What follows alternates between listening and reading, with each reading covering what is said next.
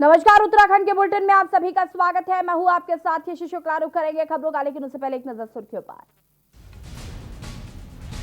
उत्तराखंड के नए सीएम पर फैसला आज भाजपा विधायक दल की बैठक में तय होगा नाम। नया मुख्यमंत्री व मंत्रिपरिषद तय होने तक रावत बने रहेंगे कार्यवाहक मुख्यमंत्री। त्रिवेंद्र सिंह रावत के इस्तीफे पर सांसद अजय भट्ट का बयान। आला कमान ने किया सीएम चेहरा बदलने का फैसला। आज होगा नए सीएम के नाम का खुलासा। त्रिवेंद्र सिंह रावत के इस्तीफे पर हरीश रावत का बीजेपी पर निशाना। आज चेहरा परिवर्तन हुआ। 2022 में होगा सत्ता परिवर्तन। त्रिवेंद्र सिंह को बताया फेल सीएम। हरिद्वार महाकुंभ में पहला शाही स्नान कल। आज से हरिद्वार आने के लिए पंजीकरण अनिवार्य। पहले से आ चुके लोगों की होगी कोविड जांच। हरिद्वार में महाशिवरात्रि स्नान पर्व। मेरठ में आने वाले वाहन लक्सर होते हुए आएंगे। ट्रैफिक प्लान जारी। पार्किंग स्थलों की भी तैयारी पूरी। भारत नेपाल के बीच बैरोक चौक शुरू हुई आवाजाही। टनकपुर से सती सीमा भी खुली। दोनों देशों के अधिकारियों की नेपाल में हुई बैठक में फैसला। आप देख रहे हैं के न्यूज, खबरों का सारथी। बढ़ेंगे शुरुआत बड़ी खबर से। देहरादून से बड़ी खबर आपको बता देते हैं, जहां पर उत्तराखंड की राजनीति में पहली बार डिप्टी सीएम का पद शामिल है। बड़ी खबर आपको देहरादून से बता देते हैं, उत्तराखंड की राजनीति में पहली बार डिप्टी सीएम का पद शामिल। विधायक पुष्कर धामी डिप्टी सीएम की रेस में आगे चल रहे हैं। सूत्रों के हवाले से एक खबर मिल रही है, डिप्टी सीएम की रेस में एक और नाम सामने आया है। राज्य मंत्री रेखा आर्य का नाम भी डिप्टी सीएम की रेस में है। आज होगा बीजेपी विधानमंडल दल की बैठक। सुबह 10 बजे होगी।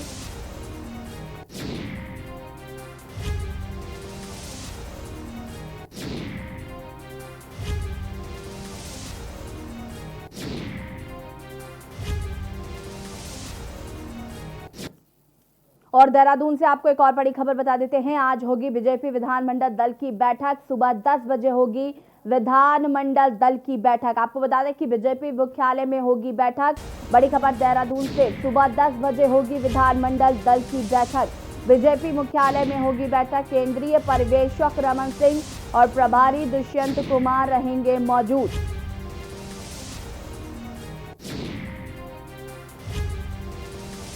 देहरादून से बड़ी खबर, आज होगी बीजेपी विधानमंडल दल की बैठक। सुबह 10 बजे होगी विधानमंडल दल की बैठक।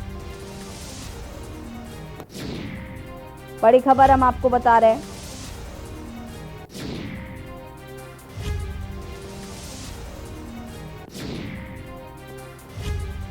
आज होगी बीजेपी विधानमंडल दल की बैठक। आज उत्तराखंड को नया सीएम मिल सकता है। और आपको बता दें कि उत्तराखंड की राजनीति में पहली बार एक डिप्टी सीएम पद भी शामिल है, जिसमें पुष्कर धामी का नाम सबसे आगे चल रहा है। और आज होगी बीजेपी विधानमंडल दल की बैठक। सुबह 10 बजे होगी विधानमंडल दल की बैठक। बीजेपी मुख्यालय में होगी बैठक। केंद्रीय पर्यवेक्षक रमन सिंह और प्रभारी दुष्यंत कुमार रहेंगे मौजूद। देहरादून से बड़ी खबर, आज होगी बीजेपी विधानमंडल दल की बैठक। सुबह 10 बजे होगी विधानमंडल दल की बैठक। बीजेपी मुख्यालय में आपको बता दें ये बैठक होगी। और आज उत्तराखंड राज्य को मिल सकता है सीएम का नया चेहरा। बड़ी खबर देहरादून से, आज होगी बीजेपी विधानमंडल दल की बैठक। सुबह 10 बजे होगी विधानमंडल दल की बैठक। बीजेपी मुख्यालय में आपको बता दें कि यह बैठक होगी। और आज उत्तराखंड राज्य को मिल सकता है नया सीएम।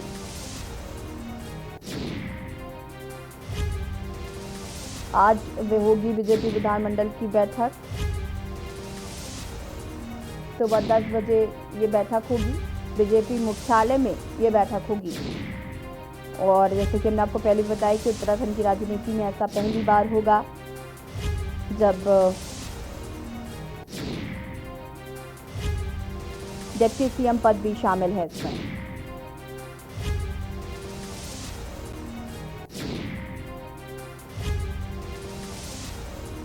बीजेपी मुख्यालय में ये बैठक होगी। केंद्रीय पर्यवेक्षक रमन सिंह और प्रभारी दुष्यंत कुमार मौजूद रहेंगे। देहरादून से ये खबर, जहां पर आज होगी बीजेपी विधानमंडल दल की बैठक। सुबह 10 बजे होगी विधानमंडल दल की बैठक। बीजेपी मुख्यालय में ये बैठक होगी। केंद्रीय पर्यवेक्षक रमन सिंह और प्रभारी दुष्यंत कुमार मौजूद रहेंगे। देहरादून से एक खबर, जहां पर आज होगी बीजेपी विधानमंडल दल की बैठक। सुबह 10 बजे होगी विधानमंडल दल की बैठक। बीजेपी मुख्यालय में बैठक होगी। केंद्रीय पर्यवेक्षक रमन सिंह और प्रभारी दुष्यंत कुमार मौजूद रहेंगे। बड़ी खबर आपको बता रहे देहरादून से, आज होगी बैठक। सुबह 10 बजे ये बैठक होगी। आज बीजेपी विधानमंडल दल की बैठक होगी और आज उत्तराखंड राज्य को नया सीएम मिल सकता है। आपको बता दें, धन सिंह रावत इस रेस में सबसे आगे चल रहे हैं और संभवतः धन सिंह रावत उत्तराखंड के अगले मुख्यमंत्री हो सकते हैं। और इस बार उत्तराखंड की राजनीति में नया पद शामिल है, वो है डिप्टी सीएम का। और इसी खबर पर ज्यादा जानकारी के साथ राजेश वर्मा, विशेष संवाददाता, हमारे साथ लाइव जुड़ चुके हैं। राजेश, आज बीजेपी मुख्यालय में बैठक होगी। उत्तराखंड राज्य को आज नया सीएम मिलने वाला है।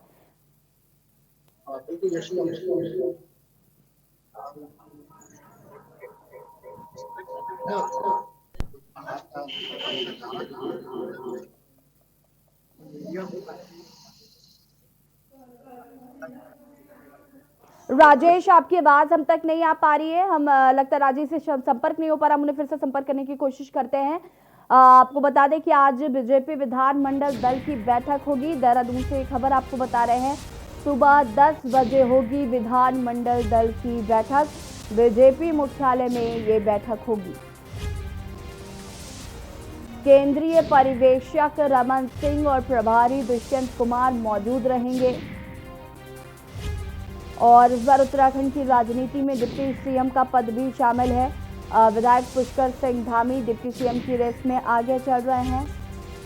और एक बार फिर हमारे साथ राजेश वर्मा जुड़ चुके हैं लाइव। राजेश, जिस तरीके से हम बात कर रहे थे कि आज उत्तराखंड राज्य को एक नया मुख्यमंत्री मिलने वाला है, इससे पहले 10 बजे बैठक होगी, क्या कुछ जानकारी मिल पा रही? बिल्कुल, मैं बता दूं,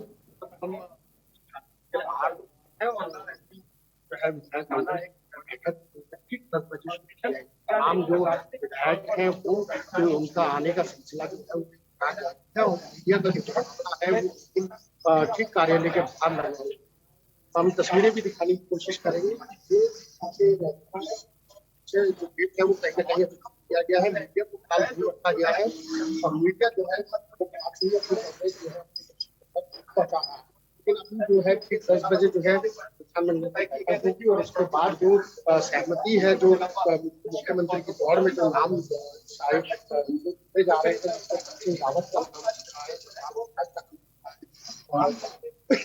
कमीशन का नाम चल रहा है। तमाम ऐसे चेहरे हैं जिनको लेकर के जो है मोहर लगना बाकी है, लेकिन औपचारिक तौर पे ऐलान जिसको कहा जा सकता है वो अभी थोड़ी देर में हो जाएगा। यानी कि 10 बजे जो है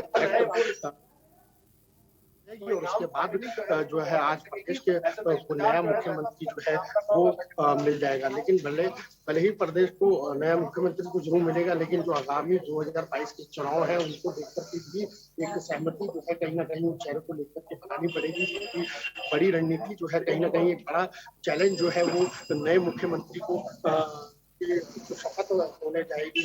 मुख्यमंत्री उसको लिए चुनाव करना बड़ा मुश्किल है, क्योंकि चुनाव की दृष्टि से भी देखना है और जो विकास के कार्य हैं उसको इतने कम समय में कितनी जल्दी जनता तक पहुंचाए जाएंगे, वो भी एक बड़ा जो क्वेश्चन है वो भी कहीं ना कहीं जो है इस समय पार्टी के सामने चुनौती बना हुआ है। लेकिन फिलहाल जो विधायक मंडल की बैठक है वो ठीक 10 बजे शुरू हो जाएगी। तमाम पर्यवेक्षक जो है वो देहरादून पहुंच चुके हैं।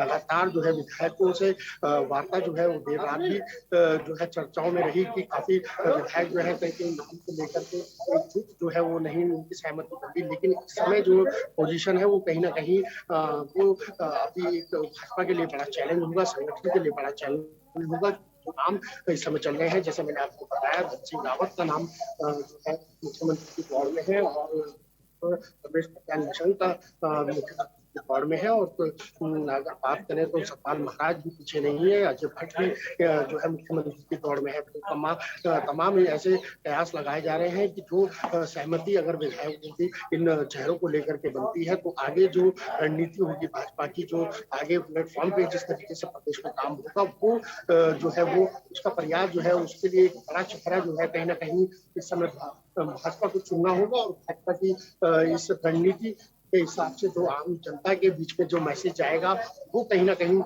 छोटे, क्योंकि समय अब कम है, क्योंकि 10 से 11 महीने का समय रह गया है, क्योंकि आगे 2022 का जब चुनाव होगा तो उससे पहले काफी प्रेजेंटेशन जो है वो कहीं ना कहीं मुख्यमंत्री को, नया मुख्यमंत्री आगे जाना है, उसको लेकर के उसको काफी एक संघर्ष जो है वो करना पड़ सकता है। तो और कई ऐसे विकास के जो कार्य है, कई योजनाएं जो है जो केंद्र से मिली है या राज्य सरकार जो आगे चलाना चाह रही थी,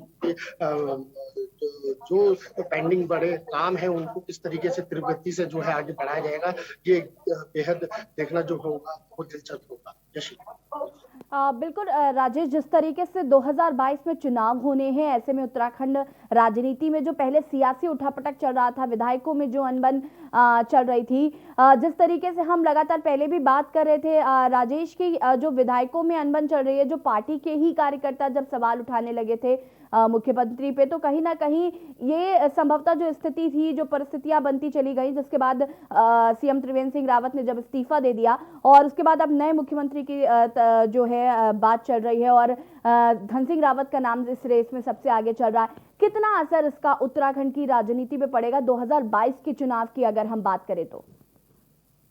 ये सवाल जायज भी और महत्वपूर्ण सवाल है, क्योंकि जैसे मैंने बताया, चुनाव अगले साल होने यानी कि 2022 को होने हैं। तमाम ऐसी योजनाएं हैं केंद्र की जो भी पेंडिंग पड़ी हुई है, और उसके साथ साथ जो अब जो नया प्लेटफॉर्म अगर तैयार होता है, नए चेहरे को लेकर के प्लेटफॉर्म तैयार होता है, तो उसके लिए भी बहुत बड़ा चैलेंज होगा, क्योंकि प्रदेश में जिस तरीके से जो काम को बढ़ाना है और जनता के बीच में जो मैसेज जो नए मुख्यमंत्री को लेकर के आना पड़ेगा, तो वो कहीं ना कहीं एक चुनौती पर, क्योंकि अभी तक हमने देखा है कि जो त्रिवेंद्र सिंह रावत है, उनके 18 मार्च को 4 साल पूरे होने जा रहे थे। एक जश्न तो जरूर बन रहा था पार्टी में, लेकिन कहीं ना कहीं अब जैसे नए चेहरे को उनका इस्तीफा कल राज्यपाल को सौंपना और उसके बाद नए चेहरे के ऊपर आज मंथन जो है गहनता से होना है। हालांकि ये जो एक जब इतना बड़ा प्लान जो है, यानी कि 3 दिन में सब कुछ जो है, त्रिवेंद्र सरकार का इस्तीफा भी हो जाना है, पर्यवेक्षक भी यहाँ से दिल्ली से अपनी रिपोर्ट, माफ कीजिएगा, देहरादून से रिपोर्ट जो है वो दिल्ली तक पहुंचा रहे हैं, और वहां से त्रिवेंद्र को जो है मना कर दिया गया है कि आप आगे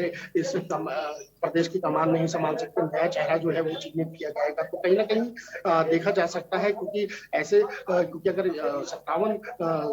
57 विधायकों की जो सरकार है, फुल बहुमत की सरकार है, तो कहीं ना कहीं एक खेमे में जिस तरीके की राजनीति थी, क्योंकि एक अंदरूनी जो लड़ाई थी, उसी का शिकार जो है कहीं ना कहीं त्रिवेंद्र सिंह रावत हुए हैं। और त्रिवेंद्र सिंह रावत अब किन नाम को लेकर के आगे चल रहे हैं, क्योंकि हालांकि धन सिंह, जैसे मैंने आपको बताया, वो शिक्षा मंत्री है, का भी नाम जो है बिल्कुल टॉप पर चल रहा है, और उसके साथ जो है सतपाल महाराज हैं, और पूर्व मुख्यमंत्री डॉक्टर रमेश पोखरियाल निशंक भी इस दौर में शामिल है। अनिल बलूनी का भी नाम इसमें चल रहा है। हालांकि लिस्ट 4 जनों की है और नाम तो काफी जुड़ रहे हैं, लेकिन अभी इस पे मंथन जो है वो लगातार चल रहा है। देर रात से विधायकों की सहमति बनाई जा रही है कि नामों को लेकर के किस तरीके से वो आगे बढ़ेंगे, क्योंकि अगर सीएम का जब आज नए चेहरे की घोषणा होगी, तो स्वाभाविक सी जितने भी पद है जो कैबिनेट के जो मंत्री पद थे, उनमें भी फेरबदल जो है वो बड़ा हो सकता है, और इसको लेकर के भी एक जो है एक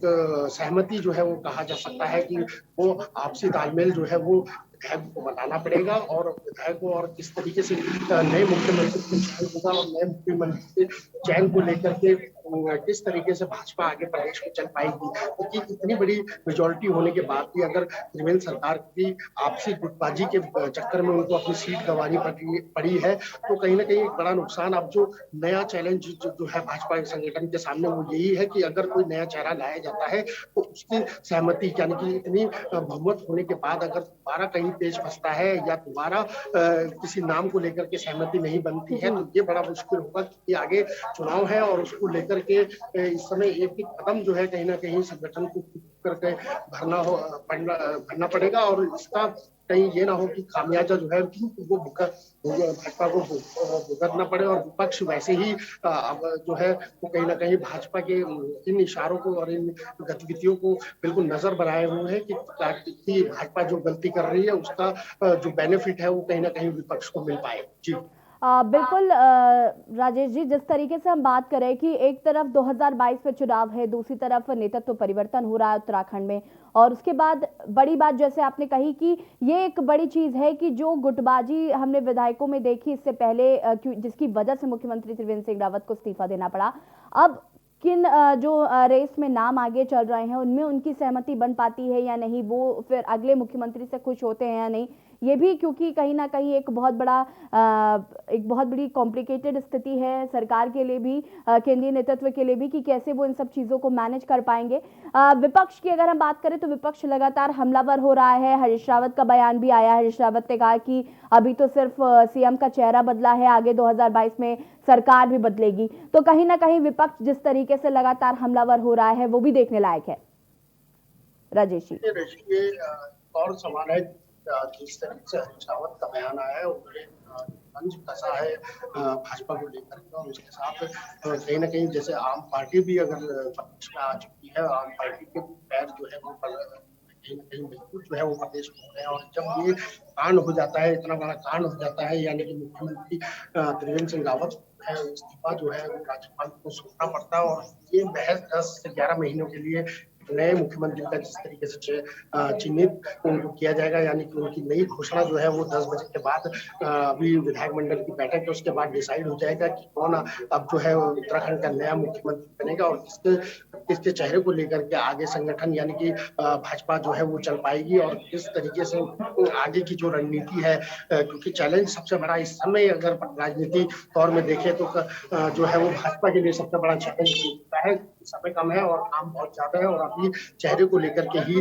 डिसाइड हो रहा है कि चुनाव के चेहरे पर किया जाए, और साथ ही इतने बड़े खेमे को लेकर, परिवार को लेकर के 57 लोगों की मेजोरिटी की सरकार को लेकर के किस तरीके से जो हर एक को खुश भी रखना है, हर एक को उनके प्रदेश में यानी कि उनके जो जिलों में काम हो रहे हैं विधायकों से लेकर तमाम लोगों को उनकी मोनोपोली को बिल्कुल एक साथ एक ताल से ताल मिलाकर के चलना है, ये इस समय देखना होगा, और इसके लिए अनुभवी एक मुख्यमंत्री की बहुत ज्यादा आवश्यकता है भाजपा को। और जिसके तरीके से नाम चल रहे हैं तो हमें लगता है कि जो डिसाइड होना है वो केंद्र से जो आलाकमान भाजपा की करेगी वो लगभग तय हो चुका होगा, लेकिन एक सहमति जो है वो कहीं ना कहीं अभी विधायकों से बनानी बहुत जरूरी है, क्योंकि इसीलिए विधायक मंडल की बैठक जो है वो बीजेपी कार्यालय में होगी। और मैं देखता हूँ कि लगातार जो एक्टिविटी है वो लगातार कार्यालय में शुरू हो चली है, और विधायक मंडल की जो बैठक है उसको लेकर के जल्द ही जो 10 बजे के बाद जो फैसला आएगा वो हम अपने दर्शकों को लगातार इस पूरी कवरेज को दिखाएंगे, और उसमें बताएंगे कि जो अगला मुख्यमंत्री है उत्तराखंड का वो कौन बन सकता है। और सवाल ये भी था यशी कि जो आपने विपक्ष को लेकर के बात कही, तो आम आदमी पार्टी भी कहीं ना कहीं चैलेंज करती है कि उसके साथ कई मंत्री और कई विधायक जो है वो जो है उसके संपर्क में है, और वो जल्द ही अगर पार्टी से सहमति नहीं बनती तो वो शायद हो सकता है कि आम आदमी पार्टी ज्वाइन करे। लेकिन फिलहाल ये सब चर्चाओं के अफवाहों के बाजार है, और इसमें क्या हो सकता है ये आने वाला वक्त बताएगा। लेकिन विधायक मंडल की बैठक जो है ठीक 10 बजे अब बीजेपी कार्यालय में शुरुआत उसकी होने जा रही है। बिल्कुल राजेश, ये तो विपक्ष की बात हो गई, और इससे पहले हम विधायकों की भी एक बात कर चुके हैं। बात अब करते हैं जिस तरीके से नेतृत्व परिवर्तन हो रहा है, एक और बदलाव जो हम उत्तराखंड में देख रहे हैं कि अब डिप्टी सीएम का भी पद शामिल है। रेखा आर्य का नाम सबसे आगे चल रहा है, पुष्कर धामी का नाम सबसे आगे चल रहा है। कितना असर इसका भी पड़ेगा? डिप्टी सीएम बनाने जा रहे हैं, एक नया प्रयोग कह सकते हैं किया जा रहा है उत्तराखंड की राजनीति में, तो इसका कितना पॉजिटिव कितना नेगेटिव इफेक्ट पड़ सकता है?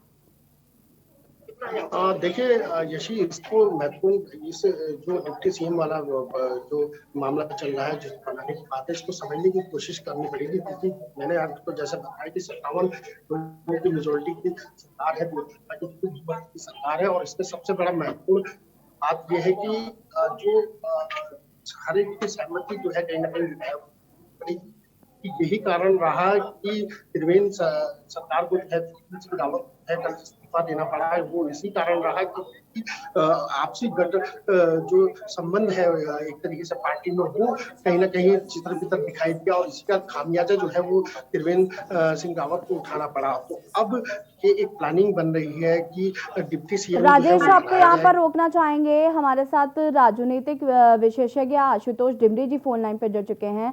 आशुतोष जी, आपसे जानना चाहेंगे, उत्तराखंड की राजनीति में जिस तरीके से एक बड़ा फेरबदल आज हम देख रहे हैं कि कल मुख्यमंत्री त्रिवेंद्र सिंह रावत ने इस्तीफा दे दिया और अब नए मुख्यमंत्री मिल सकते हैं उत्तराखंड राज्य को, इसको आप किस नजरिए से देखते हैं 2022 के चुनाव के लिहाज से? देखिए, उत्तराखंड की पॉलिटिक्स में ये बहुत महत्वपूर्ण बात है कि केवल अभी तक 2002 से अभी तक का जो सिनेरियो देख सकते हैं हम, तो उसमें केवल एनडी तिवारी ऐसे बड़े नेता थे जिन्होंने 5 साल का अपने चीफ मिनिस्टर का टेन्योर कंप्लीट किया जी। उसके बाद बीजेपी की गवर्नमेंट बनती है, कांग्रेस की गवर्नमेंट बनती है, टाइम टाइम पे जनरल खंडूरी या निशंक या हरीश रावत या विजय बरोड़ा, किसी भी व्यक्ति ने, बड़े नेता थे, 5 साल का टेन्योर कंप्लीट नहीं किया। यही वजह ये इस समय भी रही कि विधायकों का असंतोष था तमाम इश्यूज से, पब्लिक के इश्यूज से, उनको लेकर के हाईकमान ने नेतृत्व परिवर्तन की बात की और सूबे का सीएम बदल दिया। अब ये महत्वपूर्ण बात होगी कि सूबे के सीएम कौन होंगे। तमाम नाम चर्चाओं में केंद्रीय मंत्री रमेश पोखरियाल निशंक का नाम बहुत महत्वपूर्ण ढंग से लिया जा रहा है, क्योंकि फॉर्मर चीफ मिनिस्टर है उत्तराखंड के। अगर विधायकों की बात करते हैं, डॉक्टर धन सिंह रावत का नाम आगे है। सीएम के काफी, जो निवर्तमान सीएम है त्रिवेंद्र रावत, उनके काफी करीबी माने जाते हैं। तो मेरा ये मानना है कि विधायक दल की बैठक हो रही है, दिल्ली में पार्लियामेंट्री बोर्ड बैठा हुआ है जी। सबकी नजर उस पर टिकी हुई है कि आखिर कौन अब मुख्यमंत्री होगा। बिल्कुल आशुतोष जी, क्योंकि एक बड़ी चुनौती भी है कि जिस तरीके से विधायकों की गुटबाजी की वजह से जब मुख्यमंत्री त्रिवेंद्र सिंह रावत को इस्तीफा देना पड़ा क्योंकि वो खुश नहीं थे उनसे, तो अभी एक बड़ा चुनौती, एक बड़ा चैलेंज है कि कैसे एक ऐसा मुख्यमंत्री लाया जाए जो सबकी उम्मीदों पर खरा उतरे, जिसकी सबसे सहमति बन पाए। तो कहीं ना कहीं एक ये बड़ी चुनौती है। इस बार जो राजनीति में बड़ा प्रयोग उत्तराखंड की राजनीति में किया जा रहा है वो ये कि डिप्टी पद का जो डिप्टी पद है उसे शामिल किया गया है इसमें, और उसमें रेखा आर्य और पुष्कर धामी का नाम सबसे आगे चल रहा है। तो कितना फायदा इसका पॉजिटिव और नेगेटिव पड़ सकता है उत्तराखंड की राजनीति में? देखिए, बीजेपी आला कमान उत्तराखंड के 2022 को लेकर के बड़ा मंथन कर रहा है, इसमें कोई दो राय नहीं है जी। और 2022 के लिए मुश्किल से चुनाव के लिए 8 या 9 महीने बचे हैं। मेरे जो अनुमान है, यूपी और यहाँ का इलेक्शन एक साथ होगा 2022 में, और अक्टूबर नवंबर नहीं तो दिसंबर तक कोड ऑफ कंडक्ट इफेक्टिव हो जाएगा इलेक्शन कमीशन के द्वारा। तो कल से 8 या 9 महीने आपके पास बचे हैं और जो भी सीएम होगा उसके लिए तो बड़ा चैलेंज होगा उत्तराखंड की राजनीति में कि किस ढंग से वो 2022 में रिपीट कराएंगे या नहीं कराएंगे। तो उस व्यक्ति के लिए मैं समझता हूँ कि सबसे बड़ी चुनौती होगी कि पार्टी के भीतर संतुलन बैठाना, सरकार के भीतर संतुलन बैठाना, पब्लिक के विश्वास को जीतना, ये तमाम इश्यूज होंगे और एक बहुत बड़ी चुनौती के रूप में उस आदमी को आगे चलना पड़ेगा। बिल्कुल आशुतोष जी, जिस तरीके से हम जिस चैलेंज की बात लगातार कर भी रहे हैं कि एक बड़ा सामंजस्य बैठाना इन विधायकों के बीच में एक बहुत बड़ी बात है, और जिस तरीके से धन सिंह रावत का नाम सबसे आगे चल रहा है, ऐसा कहा जा रहा है सूत्रों के वालों से जो खबर मिल रही है उसके अकॉर्डिंग कि धन सिंह रावत के साथ लगभग कई विधायकों की सहमति है लेकिन कई विधायकों की भी नहीं है। विपक्ष ऐसे में लगातार हमलावर हो रहा है। हरीश रावत भी लगातार तंज कस रहे हैं। हरीश रावत ने कहा कि अभी तो परिवर्तन, नेतृत्व परिवर्तन हो रहा है, इसके बाद सरकार परिवर्तित हो जाएगी। इसको क्या कहेंगे आप? देखिए, हरीश रावत जी का जो बयान आया है निश्चित तौर पर कि अपोजिशन के हैं, कांग्रेस के सीनियर लीडर हैं, फॉर्मर चीफ मिनिस्टर है, तो जाहिर सी बात है कि ऐसे मौके पर बीजेपी का नेतृत्व परिवर्तन हो रहा है तो कांग्रेस समेत जितने भी अपोजिशन पार्टी होंगी, विपक्षी दल होंगे, जाहिर तौर पर उनको एक मुद्दा बैठे बैठाया एक मुद्दा मिल गया है, इसमें कोई दो राय नहीं। लेकिन जिस ढंग से 2017 में हाशिए पे कांग्रेस पार्टी गई है तो उस ढंग से हम एकदम बहुत ये नहीं कह सकते कि पब्लिक परफॉर्मेंस इतनी तगड़ी होगी कांग्रेस की। लेकिन 22 तक क्या सीन आता है, अभी 8-9 महीने है, 8-9 महीने के भीतर क्या सीन पब्लिक के भीतर डेवलप होता है, ये सब चीजें भविष्य के गर्भ में है। लेकिन आप कह रही है जैसे कि धन सिंह रावत का नाम आ गया। धन सिंह रावत को जो एक्स सीएम है या अभी मौजूदा सीएम बोल सकते हैं, कार्यवाहक सीएम है, त्रिवेंद्र रावत का काफी करीबी माना जाता है, संगठन में काफी मजबूत नेता माना जाता है, संगठन के काफी अनुभवी माना जाता है। लेकिन एक बात छन के आ रही है कि डॉक्टर रमेश पोखरियाल निशंक काफी पुराने अनुभवी रहे हैं, उत्तर प्रदेश में कैबिनेट मिनिस्टर रहे हैं, 2 बार के मेंबर ऑफ पार्लियामेंट है, 5 बार के एमएलए हैं, यूपी से लेकर के उनका राजनीतिक सफर शुरू हुआ है। और उसके बाद एक इस समय केंद्र में शिक्षा मंत्री जैसा महत्वपूर्ण विभाग उनको सौंपा गया है। जी। तो काफी बड़ा एक्सपीरियंस उनके पास है, इसलिए ये माना जा रहा है कि कहीं फिर से केंद्रीय मंत्रिमंडल से प्रदेश की कमान संभालने के लिए बीजेपी आला कमान ये मन बना सकती है, ऐसा भी अंदेशा जताया जा रहा है। आशुतोष जी, ये बात तो अभी ताजा अपडेट्स की हो गई कि अभी मुख्यमंत्री नया मिल सकता है उत्तराखंड में, लेकिन बात अगर हम शुरुआती दौर की करें जहां से चीजें खराब हुई, एक डेढ़ साल हो चुका है जहां से विधायकों में नाराजगी शुरू हुई थी। जेपी नड्डा का जब उत्तराखंड दौरा हुआ, आपको याद होगा कि जब वो उत्तराखंड पहुंचे थे उन्होंने विधायकों के साथ बातचीत भी की थी और उन्हें समझाया भी था, एक तरीके की समझाइश दी गई थी और उन्होंने कोशिश की थी कि विधायकों में वो सामंजस्य बैठा पाए, लेकिन शायद वो ऐसा नहीं कर पाए क्योंकि जिसकी वजह से अब कल मुख्यमंत्री त्रिवेंद्र सिंह रावत ने इस्तीफा दिया। इसको आप किस नजरिए से देखते हैं जेपी नड्डा के दौरे को? लेकिन निश्चित तौर पे राष्ट्रीय अध्यक्ष नड्डा का दौरा हुआ था, पार्टी के सीनियर लीडर और लोगों का दौरा हुआ था जी। लेकिन ये कहा जा सकता है कि 2017 में जिस ढंग से बीजेपी को एब्सोल्यूट नहीं बल्कि हिस्टोरिकल मेजोरिटी पब्लिक ने सौंपी थी और उसके बाद चाहे तो 57 का आंकड़ा हाउस के अंदर बीजेपी का है, उसके बाद पब्लिक एक्सपेक्टेशन इतनी बढ़ी है। गढ़वाल और कुमाऊं में खास तौर पे उत्तराखंड के जो पर्वतीय इलाके हैं उनमें एक्सपेक्टेशन बढ़ी है।